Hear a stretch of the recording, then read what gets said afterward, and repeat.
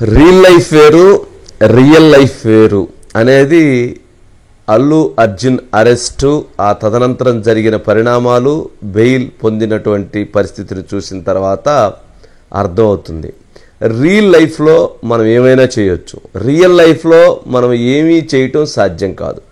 Real లైఫ్లో చేసేటువంటి మొత్తం కూడా ఒక స్క్రీన్ ముందు మనకు కావాల్సినటువంటి నటనని మనకి కావాల్సిన విధంగా, మనకి అనుకూలంగా ఎన్ని రకాలుగా ఏ విధంగా కావాలంటే ఆ విధంగా చేయొచ్చు. ఒక చేత్తో ట్రైన్ ఆపొచ్చు, ఒక చేత్తో 10 మందిని కొట్టవచ్చు, ఒక కత్తితో 100 మందిని నరకొచ్చు, ఒక వ్యక్తే 1000 మందిని తన్నొచ్చు. ఇలాంటివి ఎన్నెన్నో విన్యాసాలని మనం రియల్ లైఫ్లో చేయొచ్చు, అంటే సినిమా జీవితంలో చేయొచ్చు, స్క్రీన్ ముందు చేయొచ్చు. కానీ సినిమా జీవితం కాకుండా విడిగా ప్రజా జీవితంలో, రియల్ లైఫ్లో, వాస్తవికత జీవితంలో అవన్నీ కూడా సాధ్యం కాదు అని చెప్పవచ్చు. ఎందుకు ఇంత లెంగ్త్ చెప్పాల్సి వచ్చింది అని అంటే ప్రజలు చాలా జాగ్రత్తగా గమనించాల్సినటువంటి అంశం. ప్రతి ఇంట్లో ఈ అంశం పైన చర్చ జరగాల్సినటువంటి అంశం. ప్రతి ఇంట్లో ఈ అంశానికి సంబంధించి ప్రజల మధ్య ప్రతి ఒక్కరూ చర్చించాల్సినటువంటి అంశాలు. ఒకటి, నెంబర్ 1 ఇందులో ప్లీజ్ గో. నెంబర్ 1 ఇందులో మనం చూడాల్సినటువంటి ఏంటంటే రాజుగారు, ఒకటి అల్లు అర్జున్ పుష్ప 2లో మనం చూస్తే చాలా చాలా ఆశ్చర్యకరమైనటువంటి సన్నివేశాలు ఉంటాయి. అతను సతీమణి సీఎం గారితో ఫోటో తీపించుకోమని అడిగితే సీఎం గారు ఫోటోకి నిరాకరిస్తే, ముఖ్యమంత్రి గారు పుష్పతో ఫోటోకి నిరాకరిస్తే అతను తన రెడ్ శాండిల్ ద్వారా వచ్చినటువంటి అక్రమ సంపాదనతో ముఖ్యమంత్రి గారినే మార్చి ఫోటో దిగుతాడు. అంటే ముఖ్యమంత్రిని ఫోటో కోసం మార్చినటువంటి సంఘటనని పుష్ప 2లో చూపించారు. ఏది ఒక్క ఫోటో కోసం, ఏది అక్రమ సంపాదనతో. అది అంటే సమాజానికి ఒక ఆ సినిమాలో ఉన్నటువంటి భావాలు, ఆ సన్నివేశాలు, ఆ స్టోరీ యొక్క విధానం అది. కానీ నిజ జీవితంలో మరి అరెస్ట్ చేసినటువంటి ప్రభుత్వాన్ని, మరి ఆ ముఖ్యమంత్రి రేవంత్ రెడ్డి గారిని మార్చగలుగుతారా? లేక ఆ ముఖ్యమంత్రి రేవంత్ రెడ్డి గారిని విమర్శించగలుగుతారా? లేక ఆ ప్రభుత్వాన్ని మీద ధ్వజమెత్తుతారా? ఇవన్నీ సినిమా జీవితంలో కుదిరింది, కానీ ప్రజా జీవితంలో అనేటువంటిది సాధ్యం కానటువంటి అంశం. ఇది ఎందుకు చెప్తున్నాను అనంటే, ముఖ్యమంత్రి ప్రస్తావన ఎందుకు తీసుకొచ్చాము అంటే, ఎందుకు మాట్లాడుతున్నాము అనంటే, నెంబర్ 1 బన్నీ మన సక్సెస్ మీట్ సందర్భంగా తను ఒక అంశాన్ని ప్రస్తావన తీసుకొచ్చారు. ఏది? ఈ సినిమాకి సహకరించినటువంటి వాళ్ళందరికీ ధన్యవాదాలు చెప్పేటువంటి అంశాన్ని. ఆ ధన్యవాదాలు చెప్పేటువంటి ఆ సక్సెస్ మీట్లో తెలంగాణ రాష్ట్ర ప్రభుత్వానికి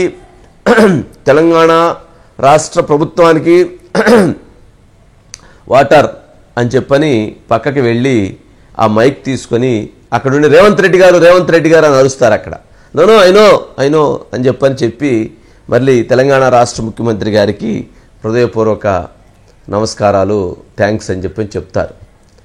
ఆ బయట యొక్క ప్రభావం ఈ అరెస్టా అన్నటువంటిది చర్చ జరుగుతుంది. రాజుగారు, ఒక్కసారి ఆ బయటని మన దగ్గర ఉన్నట్లుంది, ఆ బయట ఉంటే ఒకసారి ప్లే చేయమనండి. I'd like to thank the government of Telangana for giving us a special prize. ఇవాళ ఫిల్మ్ ఇండస్ట్రీ ఇంత సపోర్ట్ చేసినందుకు ముఖ్యమంత్రి I'd like to continue from where I stopped. Sorry, Revanth Reddy గారు, thank you so much. Vamshi గారు, తెలంగాణ ముఖ్యమంత్రి water అని చెప్పని ఆయన అక్కడ తెలంగాణ ముఖ్యమంత్రి రేవంత్ రెడ్డి గారి పేరు మర్చిపోయారు. ఆయన మర్చిపోయారా లేదా పాపం కొరమాలిందా, సరే వాటర్ తాగారా లేక ఏం జరిగిందా అనేది పక్కన పెడితే తెలంగాణ ముఖ్యమంత్రి గారి యొక్క పేరును మర్చిపోయారు అని చెప్పని కేటీఆర్ గారు తెలంగాణ ముఖ్యమంత్రి పేరు ఎవరో కూడా సినిమా వాళ్ళకు గుర్తుండటం లేదు అని చెప్పని ఆయన ఒక ఇంటర్వ్యూలో మాట్లాడేశాడు. దాంతో అసలు ఆయన ఏం మాట్లాడాడు, ఆ రోజు సక్సెస్ మీట్లో ఇది ప్రస్తావన రాలా, సక్సెస్ మీట్లో అయిపోయిన తర్వాత దీని గురించి చర్చ జరగల. కేటీఆర్ గారు మాట్లాడిన తర్వాత అరే ఎవరు మర్చిపోయారు, ఏ హీరో మర్చిపోయాడు, ముఖ్యమంత్రి గారి పేరు కూడా తెలవనటువంటి హీరో ఎవరు అని చర్చ జరిగితే ఆ బయట కట్ చేసి ఆ బయట పెట్టారు. ఏమని, తెలంగాణ రాష్ట్ర ప్రభుత్వానికి తెలంగాణ ముఖ్యమంత్రి గారికి అని చెప్పని ఆయన కన్ఫ్యూజ్ అయ్యి తర్వాత రేవంత్ రెడ్డి గారి పేరు చెప్పటానికి. పాపం ఆయన యాదృచ్ఛికంగా మర్చిపోయారా లేకపోతే మర్చిపోలేదు నిజంగానే అతనికి దప్పికయ్యి తర్వాత వాటర్ తాగిన తర్వాత చెప్పారా అనేది పక్కన పెడితే అది పొలిటికలైజేషన్ అయిపోయింది. ఎప్పుడైతే పొలిటికల్గా సబ్జెక్ట్ డైవర్ట్ అయిందో ఇష్యూ రాజకీయ వర్గాల్లో చాలా చర్చ జరిగింది. అరే నిజంగా ముఖ్యమంత్రి గారి పేరు నిజంగా మర్చిపోయినట్లుండారే, నిజంగా ఆ ముఖ్యమంత్రి గారి పేరు గుర్తు రాలేదట్లుందే, అరే నిజంగానే రేవంత్ రెడ్డి గారి పేరు అసలు ఎవరో గుర్తుంటలేదు అనేది ఒక డైమెన్షన్స్లో చర్చ జరిగింది రాజుగారు. దాని పర్యవసానమే ఈరోజు అరెస్టా అన్న క్వశ్చన్ మార్క్ నడుస్తూ ఉంది. రేవంత్ రెడ్డి గారి పేరు మర్చిపోయినటువంటి అల్లు అర్జున్ని అరెస్ట్ చేశారా, ఆయనకి ప్రభుత్వం అంటే లేక ముఖ్యమంత్రి రేవంత్ రెడ్డి గారు అంటే ఏంటో చూయించారా, ముఖ్యమంత్రి రేవంత్ రెడ్డి గారు అంటే ఏంటో చూపించాలని నిర్ణయించుకొని ఈ అరెస్టు జరిగిందా అనేది ఇప్పుడు సినిమా రియల్ లైఫ్కి ఉన్నటువంటి ఆ వ్యత్యాసాన్ని గమనించాల్సిన అంశం. సరే దీంట్లో ముఖ్యమంత్రి గారికి కోపం వచ్చింది, అలాగే పోలీస్ శాఖకు కూడా కోపం వచ్చింది. పోలీస్ శాఖకు కూడా ఎంత కోపం వచ్చింది అని అంటే, పోలీస్ శాఖ కూడా ఎంతటి అసంతృప్తికి లోనైంది అని అంటే, పుష్ప 2 సినిమాలో ఎవరైతే రెడ్ శాండల్ స్మగ్లర్గా ఉన్నటువంటి బన్నీ ఆ సినిమాకు సంబంధించినటువంటి ఆ ప్రతి సన్నివేశంలో పోలీస్ వ్యవస్థ పైన తన యొక్క పోరాటాన్ని కొనసాగిస్తూ ఉంటారు. అదేవిధంగా ఒక పోలీస్ ఆఫీసర్కి బట్టలు ఓడదీసి నడి రోడ్డు మీద నుంచోబెడతారు. ఇంకొక అదే పోలీస్ ఆఫీసర్కి స్విమ్మింగ్ పూల్లో తోసి ఆ స్విమ్మింగ్ పూల్లో చుచ్చు పోస్తారు. అంటే పోలీస్ యూనిఫామ్ అంటే పోలీస్ వ్యవస్థకి అక్కడ ఆయన స్విమ్మింగ్ పూల్లో పోసి చుచ్చు పోయటం ద్వారా ఆయన ఒక మెసేజ్ని కమ్యూనికేట్ చేశారు. ఆయన ఆ మెసేజ్ని కమ్యూనికేట్ చేసినటువంటి అంశం ఏంటి అని అంటే, ఆ మెసేజ్ చేసినటువంటి కమ్యూనికేషన్ ఏంటి అని అంటే, పోలీస్ వ్యవస్థ పట్ల, పోలీసుల తీరు పట్ల, పోలీసుల పట్ల ఒక ఏమంటాము వాళ్ళని తగ్గించేటువంటి భావన, వాళ్ళ పట్ల ఒక నెగిటివ్ ఒక భావనని క్రియేట్ చేశారు. నిజంగా పుష్ప 2 గనక రెడ్ శాండిల్ స్మగ్లర్ కాకుండా రెడ్ శాండిల్ స్మగ్లింగ్ అయ్యే వాళ్ళ మీద పోరాడుతున్నటువంటి సినిమా హీరో అయ్యుండి ఎవరైతే దానికి అండగా సహకరిస్తున్నటువంటి పోలీసుల పైన అతను గనక ఇటువంటి ఫైట్ చేస్తే ప్రజలు వేరే రకంగా తీసుకుంటారు. ఈయన స్మగ్లర్ అయ్యుండి అక్కడ ఉన్నటువంటి వ్యక్తి పోలీస్ ఆఫీసర్ కూడా ఒక అవినీతి వ్యక్తి అయినప్పుడు లేదా దానికి సంబంధించి ఒక జరుగుతున్నప్పుడు పోలీసుల పట్ల ఆ సన్నివేశాలు ఆ జరిగినటువంటి విధానాన్ని చూసిన తర్వాత కూడా చాలా పోలీస్ వ్యవస్థలో కూడా చాలా ఏమంటాము వాళ్ళకి కూడా ఒక ఆగ్రహానికి ఒక కోపానికి కారణమైనటువంటి పరిస్థితి ఉంది. ఇది ఆ సినిమా సన్నివేశాలు ఆ సందర్భంగా జరిగినటువంటి అన్ని.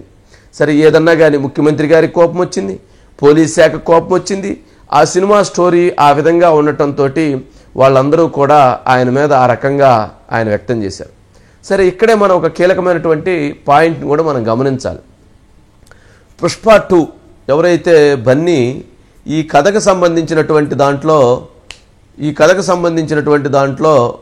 ఎక్కడైనా కానీ ఏ సందర్భంలో అయినా కానీ ఇట్లా ముఖ్యమంత్రి గారి పట్ల లేదా పోలీస్ వ్యవస్థ పట్ల నేను ఈ రకంగా చెయ్యటం లేదా ఈ రకమైనటువంటి కథ డైలాగ్స్ చెప్పటం ఈ రకంగా చేయటం నిజంగా నేను మనస్ఫూర్తిగా బాధపడుతున్నాను, క్షమించమని కోరున్నట్లయితే ఇటువంటి పరిస్థితి ఉండేది కాదేమో. ఆయన ఎక్కడా కూడా అటువంటి పరిస్థితిని ఆయన కోరలేదు అనేటువంటి భావన కూడా ఉంది. ఇది రియల్ లైఫ్కి ఉంది. రియల్ లైఫ్లో ఇవాళ జరిగినటువంటి సన్నివేశం చూసిన తర్వాత ఎవరు ఒక మహిళ, రేవతి అనేటువంటి మహిళ సంధ్యా సినిమా థియేటర్ దగ్గర తొక్కిసలాటలో చనిపోయింది. నిజంగా ఆమె చనిపోవటం చాలా బాధాకరమైనటువంటి అంశం. ప్రతి ఒక్కరూ కూడా అందరూ ఆ బాధని వ్యక్తం చేస్తున్నారు. ఆ థియేటర్ దగ్గరికి ఆయన పుష్ప వచ్చేటప్పుడు పర్మిషన్ తీసుకోలేదు అన్నారు. కానీ సంధ్యా థియేటర్ వాళ్ళు పర్మిషన్ తీసుకున్నట్టుగా లెటర్ను కూడా పోలీస్ స్టేషన్ సబ్మిట్ చేసినట్టుగా కూడా వాళ్ళు పెట్టారు. మరి ఆ పెట్టిన తర్వాత జరిగే తొక్కిసలాటలో మరి ఆయనకి సంబంధం ప్రత్యక్షంగా ఉందా, పరోక్షంగా ఉందా అనే అంశాన్ని పక్కన పెడితే, కానీ పోలీస్ శాఖ సరైనటువంటి చర్యలు తీసుకోలేదనేది కూడా అర్థమవుతుంది. మరి ఆ రకంగా తీసుకున్నట్లయితే మరి అటువంటి పరిస్థితి ఉండేది కాదు. కానీ మహిళ చనిపోయింది. చనిపోయిన తర్వాత బన్నీ వ్యవహరించినటువంటి, అల్లు అర్జున్ వ్యవహరించినటువంటి విధానం కూడా కొంత చర్చనీయాంశమైంది. అల్లు అర్జున్ ఆ చనిపోయిన తర్వాత ఆయన సినిమా థియేటర్లోకి వెళ్ళటం, నవ్వటం, తర్వాత వెళ్ళిపోవటం, తర్వాత ఎప్పుడో దాని మీద ప్రజల వైపు నుంచి వ్యతిరేకత రావడంతో ఆయన ఒక కామెంట్ చేశారు. ఏమని కామెంట్ చేశారు అంటే, వాళ్ళ కుటుంబానికి ఆర్థిక సాయాన్ని అందజేస్తూ వాళ్ళ పిల్లల్ని ఆదుకుంటామని తెలియజేస్తూ, అలాగే ఆ కుటుంబానికి ఆయన ప్రగాఢ సంతాపాన్ని వ్యక్తం చేయటం జరిగింది. సరే, ఆయన గనక ఆ ఇంటికి వెళ్ళున్నట్లయితే, ఆ కుటుంబం దగ్గరికి వెళ్ళి పరామర్శించున్నట్లయితే, లేక వెంటనే ఆ సంఘటన జరిగిన వెంటనే ఆసుపత్రికి వెళ్ళున్నట్లయితే, లేక ఆ సంఘటన జరిగిన వెంటనే ఆయన కొంత మానవతా దృక్పథంతో ఇంకొక రకంగా వ్యవహరించున్నట్లయితే ఇంతటి పరిస్థితికి, ఇంతటి పర్యవసానాలకి ఆ పరిస్థితి వచ్చిండేది కాదు. స్వయంగా రేవతి భర్తే ఆ కేసును విత్డ్రా చేసుకుంటానన్నారు. అంటే ఆ కుటుంబం పైన, అల్లు అర్జున్ పైన వారికి ఉన్నటువంటి ఒక ప్రేమతోటి వాళ్ళు విత్డ్రా చేసుకుంటా ఉన్నారు. కానీ ఆ సన్నివేశాలు ఇవన్నీ చూసినప్పుడు కొంత ఆయన వ్యవహరించినటువంటి విధానం, ఈ ఇన్సిడెంట్ జరిగిన తర్వాత వ్యవహరించినటువంటి విధానం కూడా చర్చనీయాంశమైంది. ఇలా కాదు కదగా వ్యవహరించాల్సింది, ఒక అద్భుతమైనటువంటి నటుడు ఇలా కాదు కదా వ్యవహరించాల్సినటువంటిది అనేది కూడా ఒక చర్చ జరిగింది. ఇది రెండో అంశం. మూడో అంశం, ఎవరైతే తెలుగు ఉత్తమ నటుడు, భారతదేశంలో ఉత్తమ నటుడు అవార్డు తీసుకున్నటువంటి వ్యక్తి అల్లు అర్జున్ ఇటీవల. మరి అలాంటి ఉత్తమ నటుడు, భారతదేశంలోనే ఉత్తమ నటుడైనటువంటి అల్లు అర్జున్ని తెలంగాణ పోలీసు, తెలంగాణ ప్రభుత్వం, తెలంగాణ ముఖ్యమంత్రి రేవంత్ రెడ్డి గారు అరెస్ట్ చేయించారు అనేటువంటిది చిన్న విషయం కాదు. చాలా లోతుగా చూడాల్సినటువంటి అంశం. ఈ ప్రభుత్వానికి ఎవరైనా ఒకటే అని చెప్పాల్సినటువంటి ఉద్దేశంలో ఈ ప్రభుత్వం పట్ల అప్రమత్తంగా ఉంటే ఎలా చూపిస్తాము అని తెలియజేయటానికి కోసం ఒక ఇండికేషన్ ఇచ్చారా, ఒక మెసేజ్ ఇచ్చారా అనేది కూడా అర్థం చేసుకోవాలి. ఇది చాలా లోతుగా గమనిస్తే దీని వెనక జరుగుతున్నటువంటి పరిణామాలని, రాజకీయపరమైనటువంటి పరిణామాలు, రాజకీయము సినిమా కలిపి ఉన్నటువంటి పరిణామాలు, బీఆర్ఎస్కి సినిమా ఇండస్ట్రీకి ఉన్నటువంటి అనుబంధము, కాంగ్రెస్కి సినిమా ఇండస్ట్రీకి లేనటువంటి అనుబంధము, ఆ మధ్యలో ఉన్నటువంటి ఆ పొర, ఆ థ్రెడ్ని, వీటన్నిటిని గమనిస్తే చాలా లోతుగా ఈ అంశాలని మనం మాట్లాడాల్సి ఉంటుంది. సరే, ఇది ఈరోజు ఆ అంశానికి సరైనటువంటి సమయం కాదు. కావున దీనిని మరొక రోజు ఈ అంశాల విషయంలో జరుగుతున్నటువంటి పరిణామాలను వివరిద్దాం. ఎందుకు అనంటే, ముఖ్యమంత్రి రేవంత్ రెడ్డి గారు వచ్చిన తర్వాత అక్కినేని నాగార్జున కుటుంబంతో కొండా సురేఖ గారికి ఏర్పడినటువంటి వివాదం, ఘర్షణాత్మకమైనటువంటి వాతావరణం, కన్వెన్షన్ కూల్చివేత, తర్వాత కోర్టుకు వెళ్లటం, కొండా సురేఖ గారి కామెంట్స్, ఇవన్నీ చూసిన తర్వాత ఏంటి ఇండస్ట్రీకి పొలిటికల్గా ఇంత పెద్ద ఫైట్ ఏందనేది ఒక చర్చ జరిగింది. ఇంత పెద్ద చర్చ జరిగింది. అలాగే మంచు విష్ణువుకు సంబంధించినటువంటి, మోహన్ బాబుకు సంబంధించిన అంశం మరొకటి. ఇక ఒక 5-6 రోజులుగా ఒక పెద్ద ఒక వెబ్ సిరీస్ నడుస్తూ ఉంది. అదొక అంశం నడుస్తూ ఉంది. ఇలాంటివి చాలా అంశాలు చాలా రిలేటెడ్గా చాలా జరుగుతూ ఉన్నాయి. వాటన్నిటినీ మనం మరొకసారి దానిపైన వివరంగా చెప్పవచ్చు.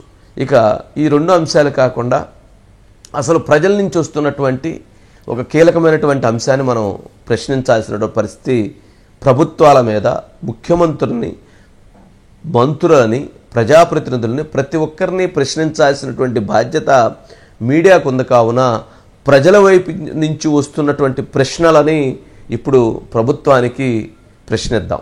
ఆ ప్రశ్నలు ఏమిటి అని అంటే, అల్లు అర్జున్ వచ్చినటువంటి ఒక సినిమా థియేటర్ దగ్గర తొక్కిసలాట్లో ఒక మహిళ చనిపోయింది. అల్లు అర్జున్ అరెస్ట్ చేశారు, అల్లు అర్జున్ని రిమాండ్ చేయాలని ప్రయత్నం చేశారు, సరే బెయిల్ వచ్చింది. ఇది ఒకటి. మరి సినిమా జీవితం సంబంధించి ఒక అంశం జరిగితే ఇటువంటి యాక్షన్ ఉన్నప్పుడు రాజకీయ నాయకులు ముఖ్యమంత్రి గారి సభలకి లేక ప్రజాప్రతినిధుల సభలకి వచ్చినటువంటి ఎవరైతే ప్రజలు, ఆ పార్టీ అభిమానులు, ఆ పార్టీ కార్యకర్తలు ఆ సభలకు వచ్చిన తరువాత తొక్కిసలాట్లో చనిపోయినటువంటి సందర్భాలు ఉంటున్నాయి, రోడ్డు ప్రమాదాల్లో చనిపోయినటువంటి సందర్భాలు ఉంటున్నాయి, లేక వాళ్ళు అక్కడ బ్యానర్లు కడతానో, లేక వాళ్ళు సంబంధించినటువంటి హోర్డింగ్స్ వేస్తానో, లేక ఇంకొక సందర్భంలోనో అనేక సందర్భాలలో చనిపోతున్నటువంటి సందర్భాలు ఉన్నాయి. మరి వాటన్నిటికీ ప్రభుత్వాలు, ఆ పార్టీలు బాధ్యతలు తీసుకుంటాయా?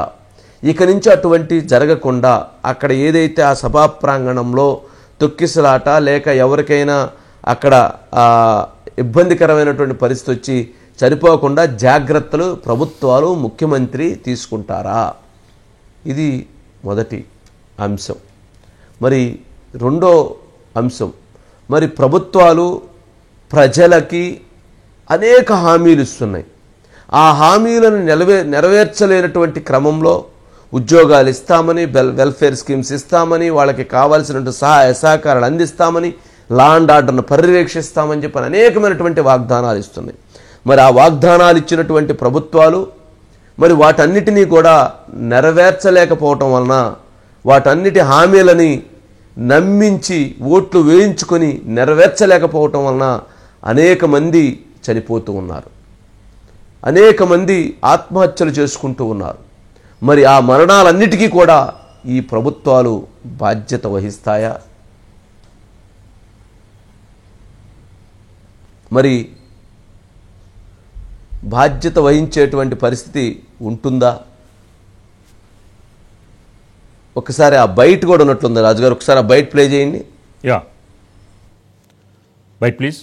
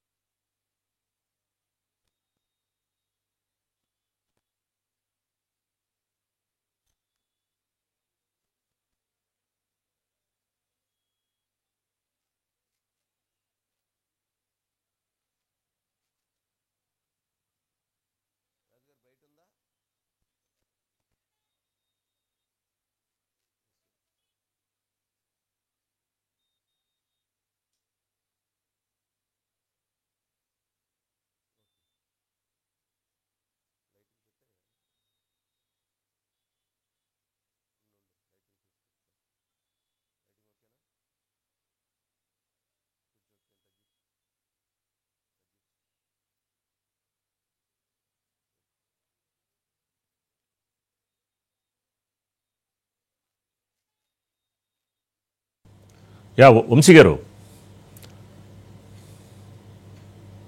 ఓకే యా, రాజుగారు, యా, బైట్ వస్తుంది ఇది సార్. అంటే ఈ జరుగుతున్నటువంటి దాంట్లో ప్రభుత్వాలు మరి అటువంటి బాధ్యతను తీసుకుంటాయా? మరి ఎవరు కూడా ఆత్మహత్యలు చేసుకోకుండా అట్లాంటివి జరిగితే ఆ మంత్రి కానీ లేదా ఆ సంబంధిత మంత్రి కానీ లేక ముఖ్యమంత్రి కానీ లేక వాగ్దానాలు అమలు చేయనటువంటి నేతల్ని అరెస్ట్ చేసేటువంటి బాధ్యత మరి ఎవరు తీసుకుంటారు? అంతే కదా. మరి ఈ అంశాన్ని ఎందుకు వాళ్ళు బాధ్యత తీసుకోవాలి అంటే, సినిమాని బెనిఫిట్ షోకి 800 రూపాయలు ధర పెంచి, సినిమాని 13 రోజుల పాటు ధరలు పెంచి, సినిమాకి ఒక రకమైనటువంటి అవకాశాన్ని కల్పించి, సినిమాని ఒక రకంగా ప్రోత్సహించి, సినిమాని ఒక రకంగా ప్రమోషన్ చేసి, సినిమాని ధరలు పెంచి ఆ రకంగా ఎలివేట్ చేసినటువంటి ప్రభుత్వం మరి సినిమా రిలీజ్ సందర్భంగా సరైనటువంటి భద్రతా కారణాలు ఏర్పాటు చేయలేనటువంటి ప్రభుత్వం లేదా అక్కడ ఉన్నటువంటి ఆ థియేటరు లేదా ఆ వ్యవస్థలు మరి కారణం అందరూ కదా. మరి బన్నీని అరెస్ట్ చేయాలి అనేటువంటి అంశానికి అంత దూరం ప్రభుత్వాలు వెళుతుంది, ఆ ప్రభుత్వం వెళుతుంది ఎవరు ఊహించలా. కానీ అరెస్ట్ చేసి చూపించి వాళ్ళు ఒక మెసేజ్ని అయితే ఇవ్వాలనుకున్నారు. ఆ మెసేజ్ యొక్క ఉద్దేశమే, ఆ సారాంశమే ప్రభుత్వం అంటే ఎలా ఉంటుంది, ముఖ్యమంత్రి ఎంతటి పవర్ఫుల్ అని చెప్పని చూపించటానికే జరిగిందా అని అంటున్నారు. కాబట్టి ఆ అంశం విషయంలో కొంత లోతుగా చాలామంది అభిప్రాయాలు చాలా రకాలుగా ఉన్నాయి. సరే, ఏదేమైనప్పటికీ ఇప్పుడు ఈ ఎపిసోడ్ రాబోయేటువంటి రోజుల్లో మరింత చర్చనీయాంశం అవుతుంది.